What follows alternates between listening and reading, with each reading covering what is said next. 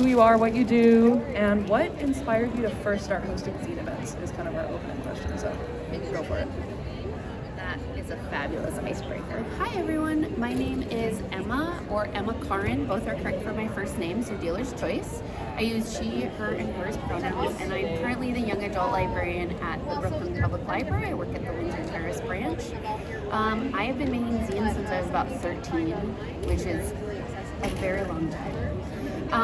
And in terms of hosting zine events, I think I started doing it because I remember when I figured out how to do it, all the kind of like trials and tribulations and like mess ups and things. And it's like, on one hand, that's part of it, but you could also like avoid a lot of mistakes.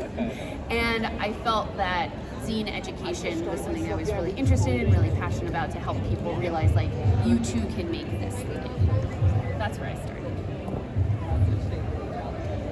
Hi, I'm Cassie Lee. I'm a teacher librarian in Taipei, actually, at an international school. It's come a long way to be here. And I am relatively new on the zine scene. Emma was saying that that's nice to have because just last year at this conference, I was one of you as a librarian, just attending and dipping in and like, oh, this is cool. And I hosted a couple events at my high school this year, and they were really popular. So I'm the noob on the scene. Hello, I first tabled a Zine Fest in 2012, and after 2012, I worked at a library and did zine workshops, and then I helped co-organize Long Beach Zine Fest for 4 years, and this year and last year I helped co-organize Los Angeles Zine Fest. So 6 years of Zine Fest, large Zine Fest organizing. Oh, I'm Ziba, a young adult librarian with the Los Angeles Public Library at the Palisades branch.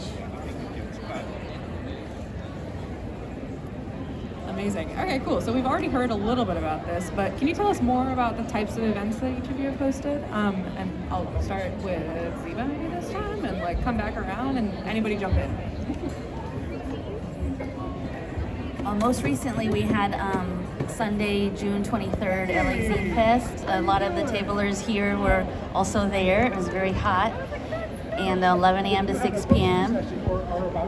Leading up to the LA Zine Fest, we do LA Zine Week, so anyone in LA can host an event, and it's part of LA Zine Week. We help promote it. So of course my branch library, Palisades, I said let's do the zine workshop, but also karaoke. So it's a karaoke and zine workshop. So it's fun, all ages, drop in 2 hours. That is brilliant, so fun. Karaoke's big in Taipei. We might have to steal that one. So the most recent one was this semester. I did a collaboration with a creative writing teacher, and so I went into the creative writing teacher's class and did instruction on how to make a zine and led the classes and how to make their own. And then we had the idea to do. They always do an end of year showcase of their work in the library, and so they invited all the other students and teachers to come, and they invited them to make their own zines. They did some readings and showings, and then each of the creative writing students created prompts for the other students, and so it was really cool that they gave them ideas for what to make. So it was really well received, and they want to keep doing it. So I love that idea of like using the one group to come up with the ideas for the next group, stealing that one. So I have taught many how to make a zine workshops and done that for all ages. I think the youngest group I've ever done it for was maybe third graders, which was as adorable and as chaotic as you imagine it to be. I've also done for middle school, for high school, college students. I've also done some events teaching like educators, so teachers, how they can use zines and how they can make zines and teach how to make zines, kind of like continue that on. So mostly a lot of things around the how to make. Most recently, though, at Brooklyn Public Library, I'm doing an incubator project, which is sort of like an internal grant program where I'm trying to bring more zine education into libraries through the library staff. And as part of that, we did something that I called the Brooklyn Zine In. And so we had a table and we had an instructor there who was sort of showing how to make the one-page mini zines and kind of talking about it. And then we had a table over where people could just read and browse, and then we had a table of free things. And since it was connected with the Center for Brooklyn History, which is now part of BPL, Brooklyn Public Library, they actually had some like zines in their collection. So they did like a little display case of like the things that they had in their collection. And the part of it that I was really excited by is we made, similar to how the collective zine is being made over there, these like half sheets that people could just fill out. I made like fill in the blanks, and then we collected them for the Brooklyn Community Zine, put them all together, and then we're giving that out later at the Center for Brooklyn History because they have like a little welcome area with zines to give out. So a lot of making stuff mostly, but I'm trying to now elaborate on like what does that look like. It could incorporate like zine readings, maybe karaoke is the next thing. Okay, I love all of this. And another question for you all, like with these events, where the heck do you start? Like how do you start building these relationships with folks so that you can actually go out and host an event that you know that people will come to and participate in? And Cassie, do you want to start us on this one? Well, for me, I go first for my captive audience, which is my teen advisory board. So I have a library advisory group, which is like my total book nerds who will do anything that I ask them to, which is amazing. And so I tried it out with them first, and they loved it, right? So it was just a group that I had established a connection with already. And then the same with, I don't know if there's any teacher or librarians in the house, but you always like go for, you start with the people who you know are going to say yes. Like, so my good friend is the creative writing teacher, right? And so she was all for it, and so we collaborated on the idea of how we would do it. And so you start with who you already have relationships with, and then grow it. And then so many other teachers were interested after that then you continue that on. And then as far as getting people to come for teens, it's all about food. So make sure you have really good snacks when you do that. My last branch, Baldwin Hills, we were approached by a nonprofit, Able Arts Work. Oh, hey, it's the director of LA Public Library back there, John Zabo. Yay! Big supporter of zines. So we were able to partner and do the first branch Zine Fest. We did Baldwin Hills Zine Fest, and we had a local zine maker interviewed here on our blog, Suemi Guerra, that does Suicidal Goldfish Zine, as our featured zine maker at the Zine Fest at the branch. So it was a really great collaboration where we worked for months to make a local mini Zine Fest at the library in the community room. So use your partners, nonprofits, collaborate, and it'll be really fun.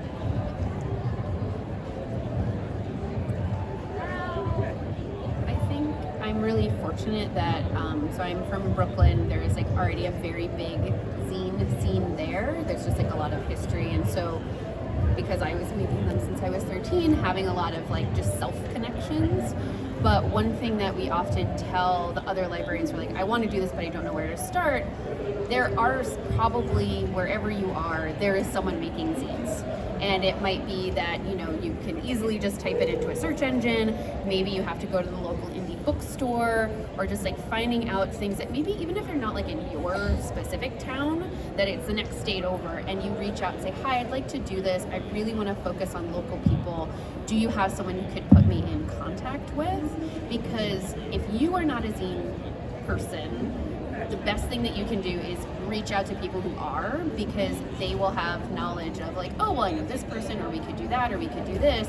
And then you leverage what you have, which is the connections of like other people who, right, like the creative writing teacher who's like on board, or you have the leverage of your library director who's really supportive, things like that.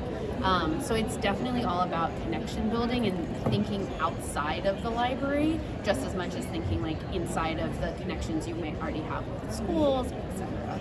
I also will just say that the best piece of advice I can give you for doing a zine event is that you just need to be really excited about it. As with all library programs, if you are not excited or really into it and you're just kind of doing it because you think other people will want it to happen, maybe you want to find someone else who's like has that passion, because there is a lot that's going to go into it, a lot of things that you have to learn and be aware of. So if it's not your thing, like that's totally fine. Don't try to force it to be your thing because you feel like you're having a moment and I have to do the thing. Like I have never held a Hunger Games or Harry Potter program ever as a young adult librarian, which feels like sacrilegious, but I just don't care. And so I'm not going to do it because it's going to be terrible. Okay, I love that. So start local from all of you and love what you do are the themes that I'm hearing. That's fantastic. And so once you get this process of getting an event started and programming it and putting it together, reaching out to partners, working with them, how do you get the word out? What are your go-to avenues for that? Food, and what else? I think that with the the internet being everywhere, we so focus heavily on that we forget that like a paper flyer can do so much. So I'm really fortunate that I have an amazing crew of young adult team volunteers, and I'm just like, here's a stack of paper and here is some tape, and like go just find some fire poles and places that you can hang stuff up on and not get yelled at, and we'll put it up there. Or I am no shame and carry flyers in my pocket, and we'll just walk up to teens and be like, hi, this is really awkward for me, but you seem really cool, and I think that you should come to this thing because it's cool and you're cool and we'll be cool. Doesn't always work, but I think that there is something to connect with, like the zine culture of literally handing people pieces of paper, talking to them face to face. We also had, though, they were put in like this, the Brooklyn zine and the one that I just had recently, they put it in our kind of like big branch-wide or system-wide newsletter rather than just the local one. I think that helped a lot.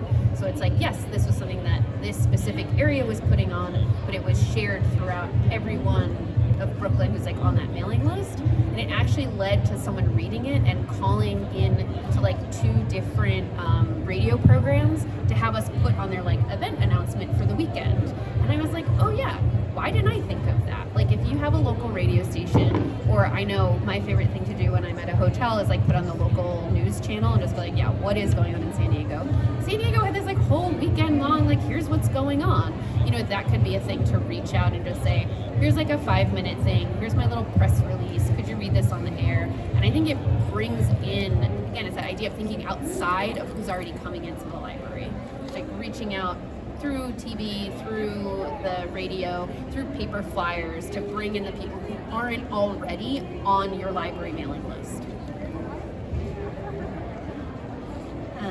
I think, I don't have as much of the experience, but I'll just go with that one event that was very well attended, and I think it was attended well because creative writing kids had to be there. It was part of their class, right? Totally. But it was just with teens, it's all about tell your friends, make your friends come and support you in this, and then it spreads, right?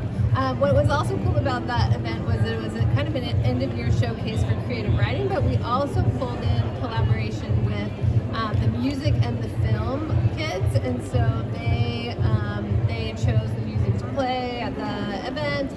They composed themselves. The film students were showing their films on the panel, like we have screens around the library, and so they got to showcase their work as well. And so all those students then were audience members for that. So you just build the collaboration, grow those connections, and tell them to invite their friends and put it on social media. And we also used every avenue to do it that the school provides, right? The weekly newsletter and posters and the bulletin boards and all of that stuff. But for teens, it's really like tell your friends and make them come. For our Library Zine Fest, the nonprofit partner and I went into the schools and did zine workshops with the students in their school library. And so a lot of times, most of them didn't know what it was, but we had all the supplies and we just showed them, and then they did it. And then we'll say, by the way, here's the Zine Fest coming up at the library over there if you want to come down. And so also getting the tablers they bring their people. So it's a nice big family event for that library zine fest. But also I do a zine club on Zoom, which started kind of during the pandemic, and that's from all over, and it's every 2 weeks, and we bring zine makers, special guests to present about the zines they make, and it's a good way to build community. Everybody go join the Zine Club. Yeah. go attend Zine Club. Do it. This is all great. And in hosting these suite of events, what are some of the things that you found went really well, and what are some of the things that you had challenges with? I would be curious to hear from all of you. Anyone want to start? So things that went really well. People came. I do think that it's important when you're doing something like a zine event to not set generally really high expectations for yourself, right? An issue that we've had people talk about is like, well, like how do you monitor, if they've made this or that? It's like, if people show up, I'm gonna count that as a win. If they make something, great. If they don't make something, that's also fine. Zines are a lot about the process and not about the product. So this is why sometimes like I've partnered with schools and they're like, well, how do I grade this? And I'm like, well, if they did it, great. And if they didn't, that's also great. That's why I make a terrible teacher. But like realizing that just because people are showing up, walking around, looking and touching and stuff and talking, like that is a big win. And to that point, things that I didn't do well is that I did not set up for as many people as came in through the door. At the Brooklyn Zine In that I just did, we set up one table for making. By the end of it, we had 8. And it was like during the event, we were opening these like giant doors and like lifting out tables and like figuring out, okay, like if I move this here and this chair and this chair.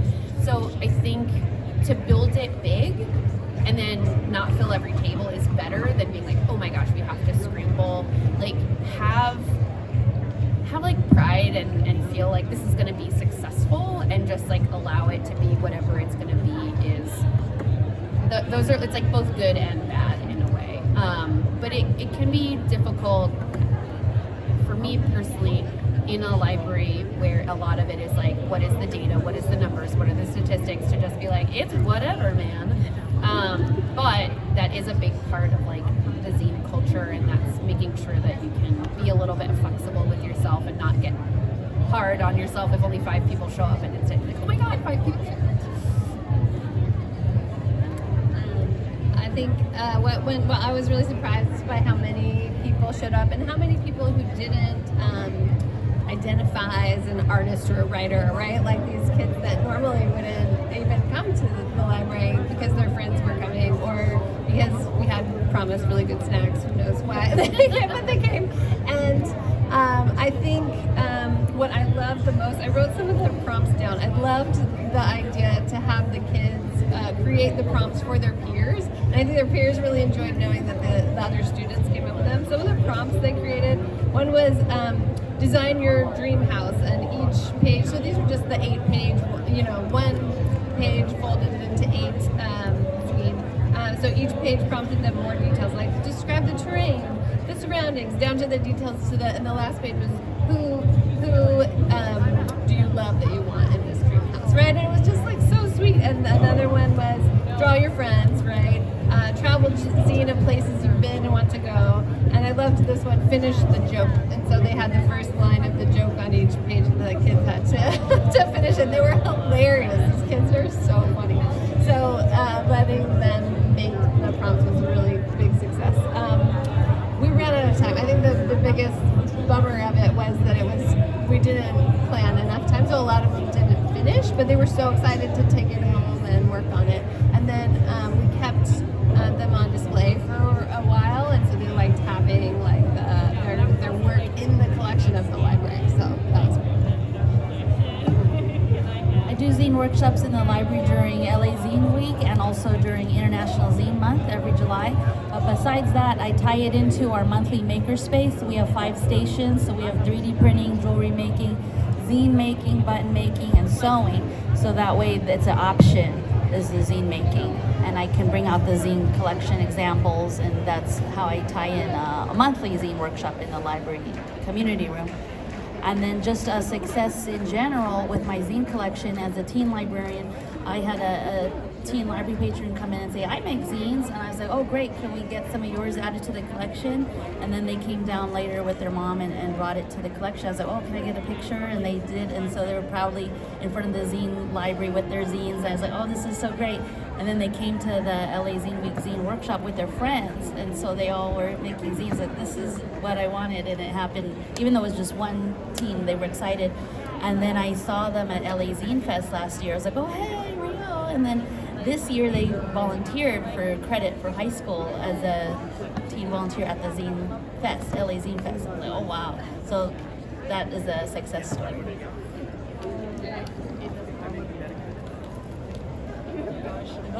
These are all like really great stories, and I love hearing about these experiences, all the good ones, all the challenges. I want to ask the audience, friends, how many of you are trying to organize an event? How many of you have organized an event? Raise your hand. Yeah. Okay, literally most of you. That's awesome.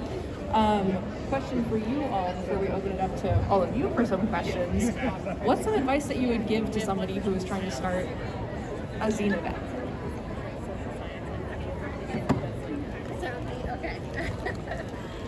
Well, the first step is this, right? Like the Zine Pavilion. I think this place sparks so many exciting ideas. So jot them down, because you'll get a million more ideas in the next few hours, and so write it down. Intend to do it when you get back, and just go for it. Don't be afraid. Don't be nervous. Even if you feel like a noob that doesn't know, I promise you, especially if you work with teens, they will take it and run. Like, trust that they will help you out and probably have way better ideas than you can have, and then they'll make it happen. So yeah, just get excited and go for it. Yeah. If you're planning a big event like LA Zine Fest, then a lot of meetings. We would meet every week for 2 hours on Zoom from 7 p.m. to 9 p.m. Mondays for months. And we had over 4,000 people attend our event. It was very hot. So if it's a big event, a lot of meetings with co-organizers. And so I'm a public librarian. One of them is an art librarian. One of them is an elementary school librarian. One of them is a photographer. So just a good group of people.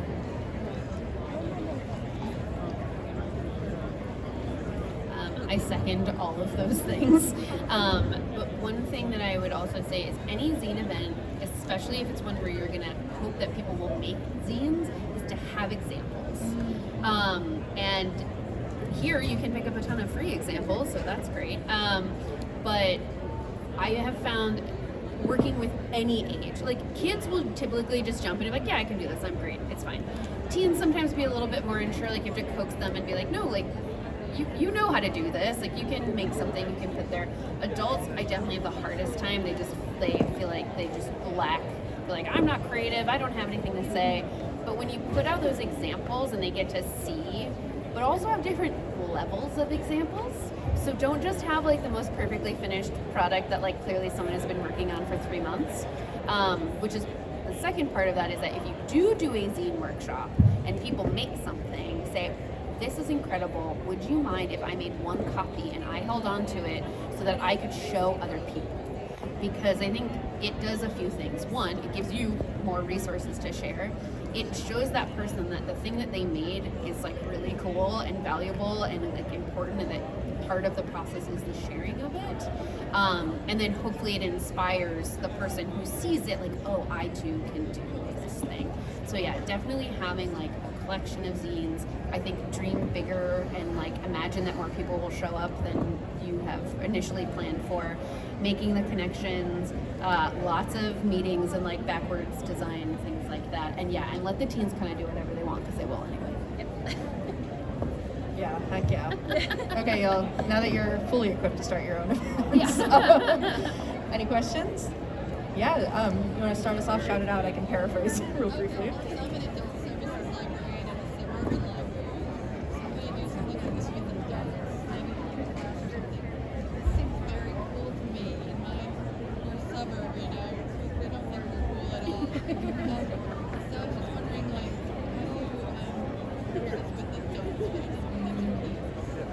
Okay, that's awesome. That's a great question.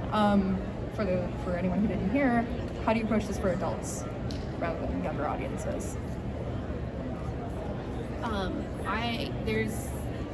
There's a few different avenues. I think one is that with adults, you might just want more time.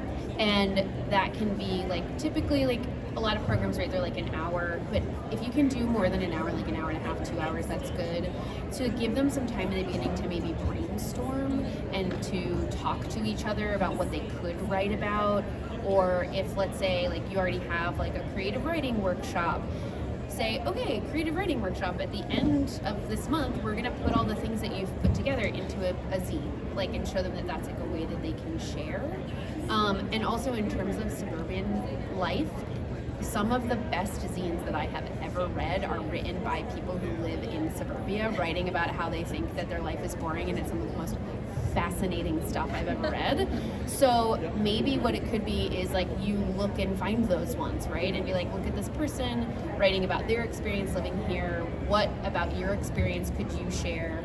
Or, you know, if you moved here from somewhere else, writing, like comparing and contrasting or something like that. So definitely making it personal, I think, is really good with all ages, but especially with adults who feel like, oh, I don't have anything to say.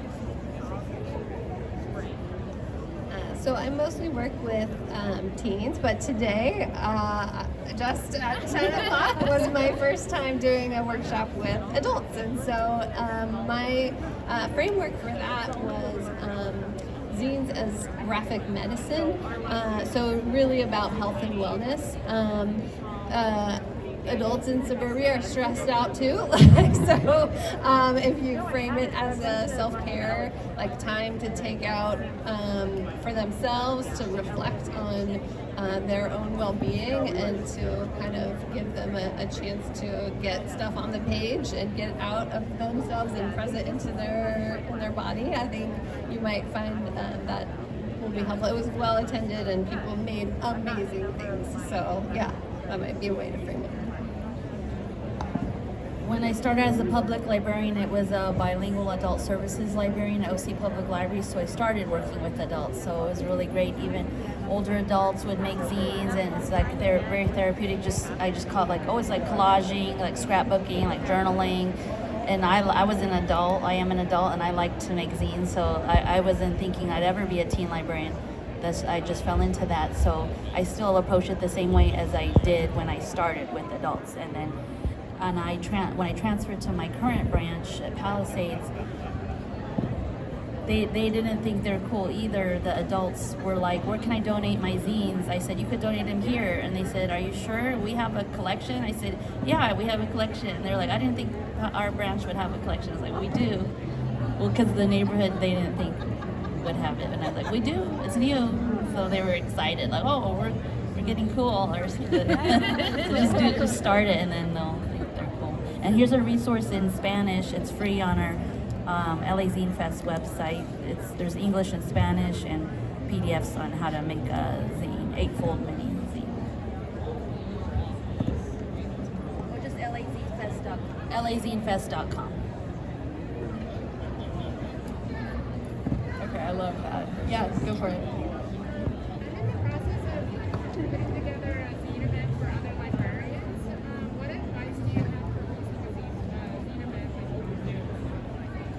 Zoom zine events, virtual events. Let's talk about them. Ziva, you want to start us off since you host?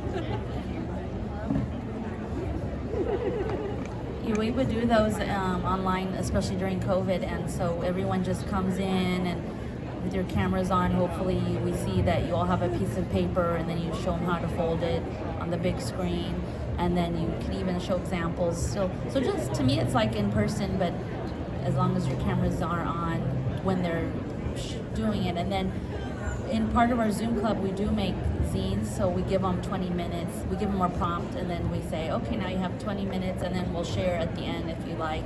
And then we go around and everyone shares their, based on what the prompt is. Like, one was a music zine, one was a get to know me zine. And I said, what's your favorite color? What's your sign? And different things. So it's really fun to draw yourself and share. So as an example, train the trainer, you could do like that with librarians. cool. I have never done one, but what immediately comes to mind is maybe in advance sending them like a supply list, like thinking ahead about what we might gather up before, so they're totally ready to jump in, and giving them maybe some examples even ahead of time, so they have a sense of what kinds of materials could be good for that. And then, yeah, I'm glad you said the sharing. I think that's the most important and powerful part, besides the making for themselves, but the sharing of it. So making sure you have time for that. And if it's a big group, maybe breaking into, if you know how to do small groups, so they get to share it in more depth. So, but good luck. Yeah, as someone who has done an online program and definitely forgot to tell people to have a piece of paper, I would highly recommend sending out beforehand, or even like in that beginning, like, you know, usually wait like 10 minutes for like everybody come in, just say like, hey, as a reminder, grab your pencil and your piece of paper and whatever. The other thing is, like, you know, you can do the folding kind of holding it up, but if you have the ability and the technical know-how, which I have sort of both of those things, is to figure out a way to make sure that, like, if you have a camera that's maybe not attached to your computer, so that you can take it off and like hold it from the top down. And there are lots of things that I've seen now, you know, where it's like a phone holder. You could definitely also like DIY things, but it's like if you have it built into your computer, like, what are you gonna do? But if you can find one that's detachable, I think it can help, especially just because like trying to fold in midair is not the simplest of things, or being like, okay, I'm gonna do this thing and then I'm gonna show you, like, it's just easier. Alternatively, finding an already recording on YouTube, there's tons of videos of like, so this is what we're gonna do, I'm gonna walk you through it, but here's also a video you could watch on your own if you need to see the steps, like that kind of thing. Yeah. You mean you don't want to just pick up your laptop and like do one of those? Oh, it works. Do what you gotta do. Yeah, absolutely, absolutely. Yeah, go for it. So, now that you have people creating prompts for each other, is there a repository of prompts that you can suggest? Oh, that's a great question. Repository of prompts. I'm sure you could do a quick search for that. I have never looked for that. Some of the ways that I've found prompts, though, is just looking at examples for ideas. I don't know if you know of, there are lots of zine projects gathered together, curated online. One of them is the Queer Zine Archive, and there's a POC zine project as well, where people submit their zines, and so those might have some really interesting ideas to pull from. But yeah, just searching zine prompts, I bet you would get a ton of results. I recommend following zine maker Blanquis the Creative. Blanquis the Creative does mini zine July prompts, and here's a prompt from 2022, and Blanquis just released a prompt list for 2024, and it's really fun, worldwide hashtag, and everyone can share their zines they make, and it's like every week, so like July 1st through 5th, favorite thing zine, July 6th through 10th, music zine, and then it's fun to see everyone's results like worldwide with the hashtag.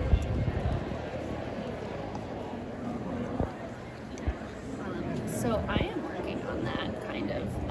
Mostly internal for this project that I'm working on, but if there's any publishers listening, I really do want to put together a book specifically about like for library workers who want to do zine things, or educators, because there are amazing books out there to teach you like how to make zines. Stolen Sharpie Revolution is still the zine's Bible, but coming at it from like an educator perspective is a little bit different, right? Where you want some prompts, or you want some like, here's how you do this thing.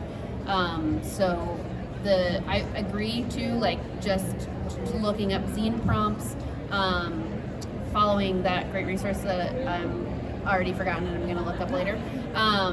But also looking through your own collection, like if you have zines, and just being like, well, what did this person write about? or even creative writing prompts. Like that's another easy one. Like there's probably more of that than anything else. It's like creative writing prompts. So that's a good one too. Say that back again. Oh, Stolen Sharpie Revolution. That book is by Alex Reck, and it is like one of the most comprehensive, useful guides, and it can fit in your back pocket, but it will not live on your library shelf very long because it's like this big. But they're really useful and informative and has a lot of how-to stuff in there. Yeah. Hey Ziba, what's on your screen? You wanna tell us about it?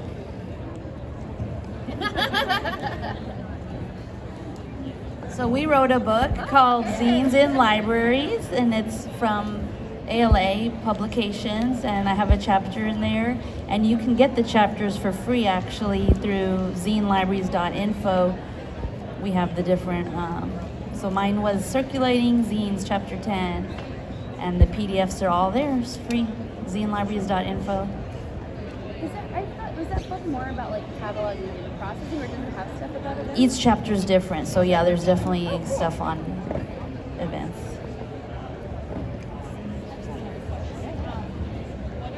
What are some unique supplies you've seen used for zine events, and do you have any recommendations for different things being put out for folks to use? Ooh, I love that question. Paraphrasing. Supplies. Let's talk about zine supplies. Fun ones, creative ones. What have you seen?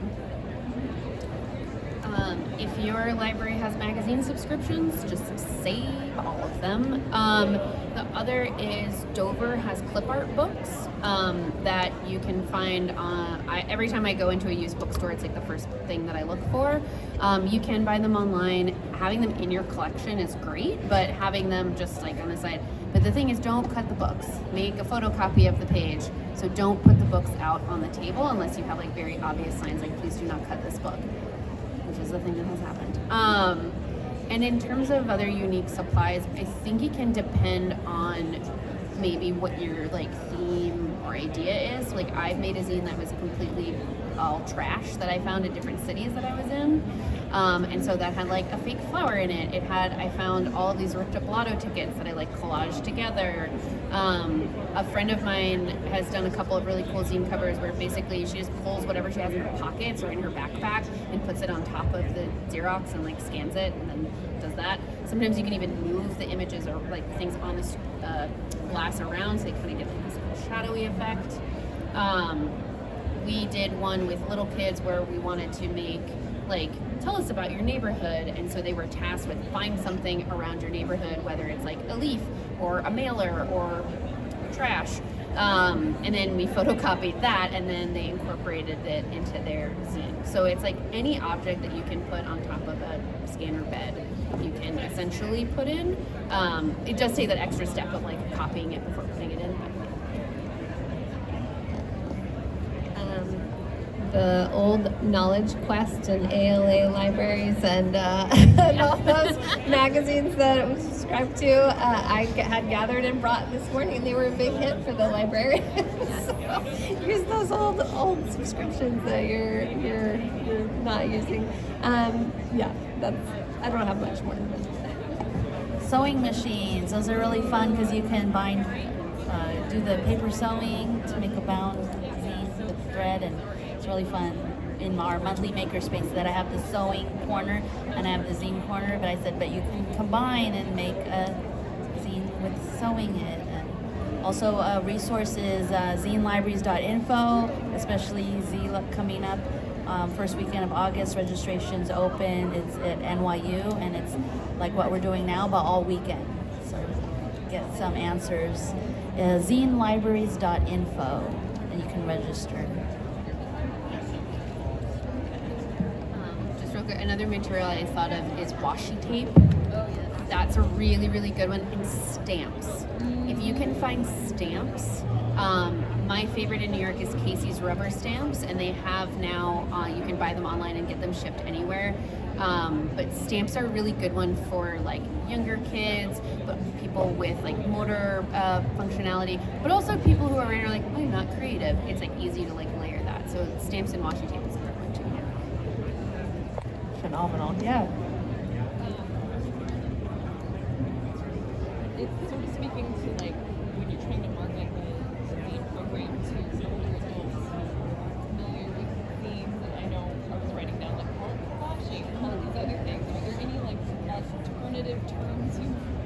forward to it to just make it a little bit more accessible for older and adults. Alrighty, terms to get people involved in zine making that aren't just zine making. Definitely. So when I made the flyers for the Brooklyn Zine, it said Brooklyn Zine, make zines, make history, and then the next line was, "What you mean? What's a zine? A zine is a small self-published mini publication." So that way, that the definition is in the event description if they've never heard of it before. So that's one good way. I've also called it learn how to do self-publishing. Chapbooks, which are typically used for poetry, but might be another word that's used. The other is just stealth it, and don't mention zines at all until they get in the room and you're just doing arts and crafts and you're like, gotcha, we're making zines. You can call it book making, mini book making, right? Something like that. That feels like it's not so zine, so punk rock, right? mini books. What did that woman? Oh, so this morning someone was like, "Oh, I've been making zines and I didn't even know it." They called it junk journals. Junk journals. Yeah. So you can disguise it however you want. It's funny because anytime the new year comes around, it's a bunch of vision boarding workshops. That's zine making. So I don't know. I like it. Vision boarding, junk book making. Yeah. Okay, these are great. Yeah.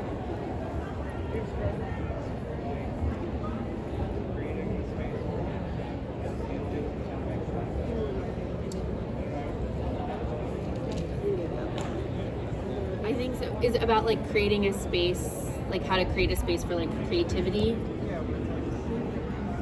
Mm-hmm.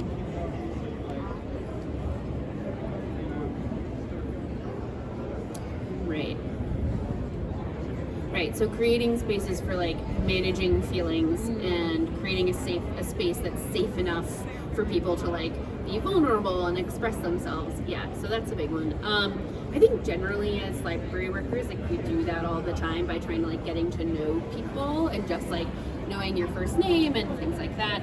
I also am very explicit when I do my thing where I'm hey, I would love for you to share, but you don't have to. We encourage it because I think it can make you feel good. It will make us feel good to understand you.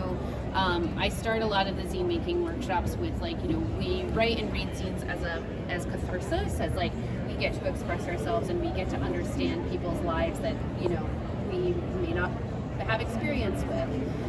But really giving the ownership to be you can do this, you cannot do this, you can share it, you cannot share it, and definitely. It's hard because I work with a lot of educators who are oh, we'll create community agreements. And I'm girl, we got 45 minutes. That's not happening. But you can still use the library policies or in our community room. I'm these are our community room guidelines. And when you're in here, this is what's up. And kind of define, right? It's when we say we respect people, it means that we allow them to express themselves and be their authentic selves. And we don't, trample on that and whatever that could be. So it's tough, it's never easy, but I do think a big part of just giving people agency of if you want to make it, great, and if you want to share it, great, and if you don't want to make it, great, and if you don't want to share it, that's also great. Just everything you said. She really covered it. I love that. Yeah. Another question. Yeah. Okay. Do you guys ever do incorporate zine history in your events, and do you have any suggestions for resources for that? Zine history and resources about it. Any suggestions? I feel I've been talking a lot. Do you want to share any zine history, or I can jump in? So often, so here, I'm going to pretend that you guys are 4th graders or 5th graders. Hi everyone, I'm so excited that you're here with me today. We're going to be making zines. Has anyone here ever heard of a zine? A zine is a small self-published mini magazine, and it can be about anything you want. Something that's really cool to know is that zines got started around the 1930s because people who were really into science fiction weren't feeling like they saw science fiction represented. Or sometimes I'll say, like, can you imagine a world where there is no sci-fi movies or books, right? That was what it was like in the 1930s, and so people made their own magazines to share with other people who also really liked sci-fi, right? So you can kind of weave it in that way. Or when I did a workshop for teens that was all specifically about having them write zines, which is short for like personal zines, and getting them to share a personal experience. Like we talked about the Riot Girl movement and how like zines always existed, but that was a time when they really were like, we are sharing how we feel because we are not being heard. I will also say I tried to play them Riot Girl music and they were not having it. Not even a little bit. It was pre the like punk singer coming out, so like maybe if I tried now they'd be into it. But yeah. So I think you can like kind of weave it in there, or that can be the event, right? The event can be talking about zine history. I think that the title is Notes from the Underground. That's a book that's like all about zine history, and it's quite extensive. The other thing too is knowing that like everybody has a different idea of when zines started. Like someone the other day was like, well, wasn't it with Thomas Paine and like Common Sense Pamphlet? And I was like, no. But if that's what you think, like then that's fine. For me, it's 1930s fanzines. Like, Again, I'm a noob, so I have not done it specifically, but when I was listing resources for the workshop earlier, there was a really cool show in Brooklyn at the Brooklyn Museum where they just put together this whole history of zines. I think it's something about copy manifesto, something. Yeah. Copy machine manifesto. Copy machine manifesto. So there's the whole show, the history of zines, and it's archived on their website. So that would be a good resource to use.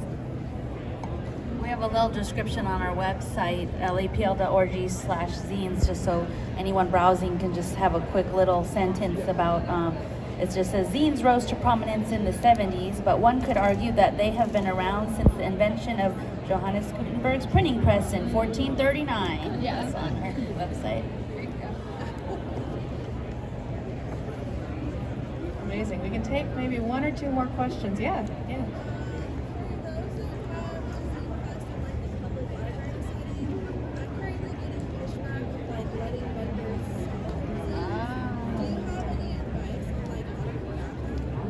Advice on just getting vendors selling in library spaces. That's something to add, but I'm going to pass this over to the master.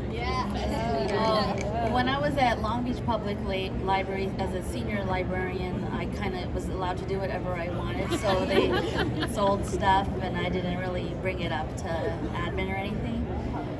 But at LA Public Library as a teen librarian, I was not allowed to let them sell their stuff, so we said you can trade, you can give away, or just show them your website. They could get it later, but we couldn't have like physical selling in the community room.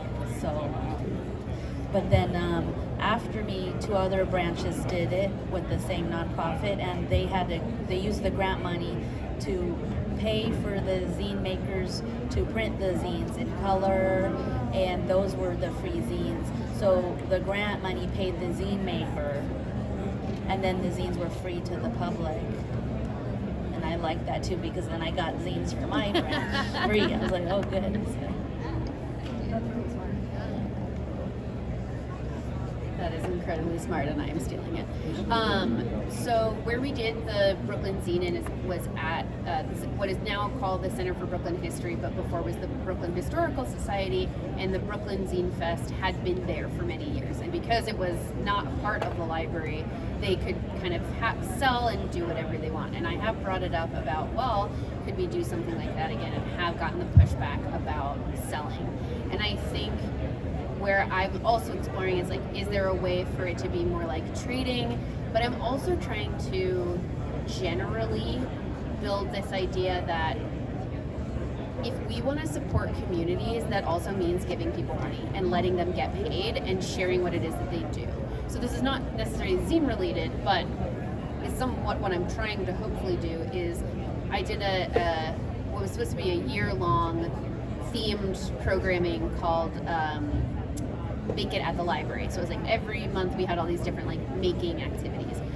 And I was able to pay nearby businesses to come and like teach different like craft things. And I was like, please bring all of your flyers about all of your paid, you know, classes that you have and your day camps, because I can't put them on the bulletin board, but you are here and I'm currently paying you to do this so you can share what else it is that you do outside of here. And I think it's always like, you know, ask for forgiveness rather than permission kind of a thing. But when my branch manager found out that I was encouraging this and was sort of like, well, we can't, and I was like, well, I think that we're building community here, right? Like, we have paid them to come and do this, and they're already excited to keep working with us, right? And like, I think this is a way that we connect with local businesses. I think if we were ever to have like a fundraiser or whatever, you know, like then we ask them to give us stuff, so it has to be like reciprocal.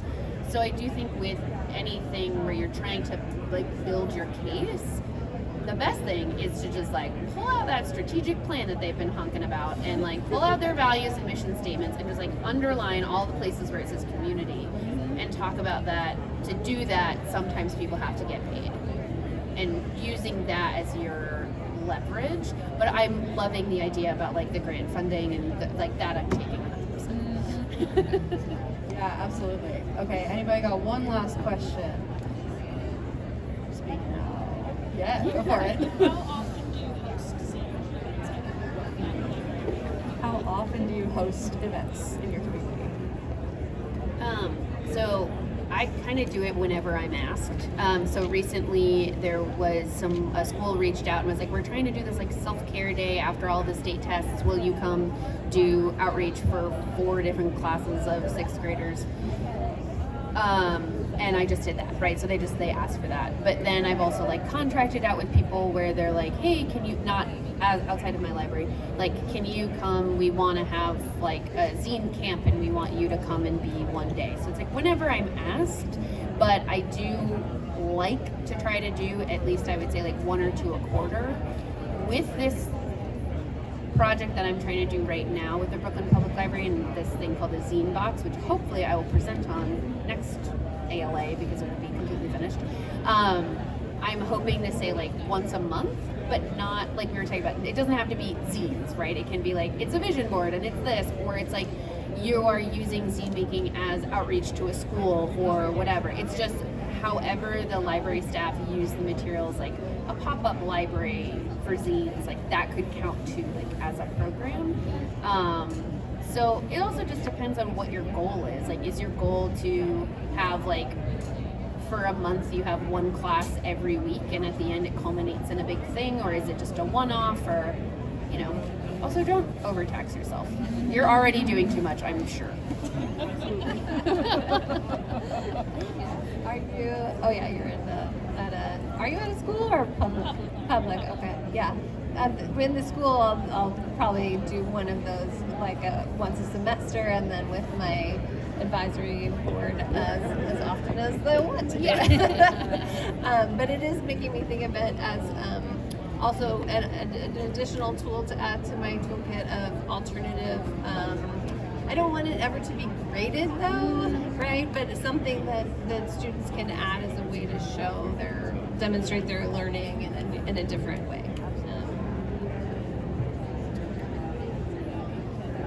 Oh, every month. And also if you have a book bike, you can make it a zine bike. So we had a Long Beach Public Library book bike, and I would put the zines in it and drive it to the local coffee shop and have a pop-up zine library and let people know, oh, look at these are zines and they're at the library, you can check them out. And I would even let them check them out on the spot with if you have your library card, I'll take a picture of your barcode and the zine barcode, and I'll check them out when I get back to the library. So just take the zines to the community and do a zine bike. Zine. Oh my gosh, y'all are, all 3 of you are literally the coolest that I want to be when I grow up. Not to be weird, but my final question is, where can everybody follow along with your work, see what's coming up next?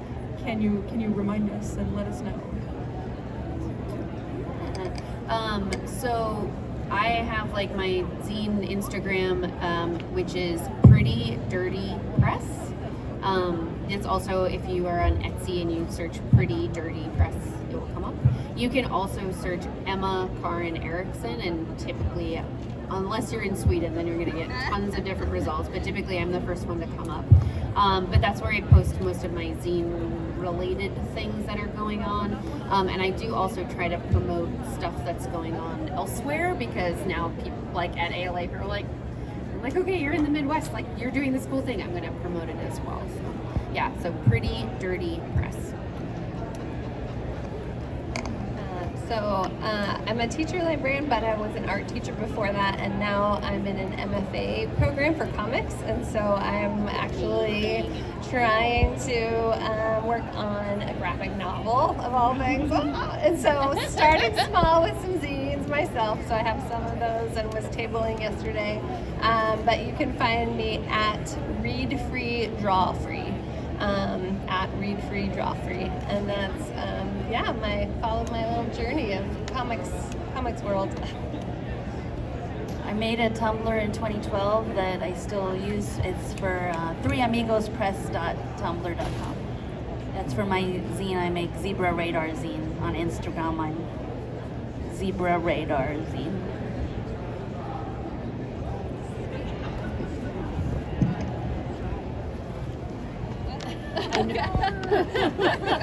Okay, well, thank you so much, Emma and Cassie and Ziva, for joining us. This has been a lot of fun. And thank you all for coming by. Go check out the little market if you haven't already. And we'll hang out here for a couple minutes if you have any last questions. So, yeah, thank you.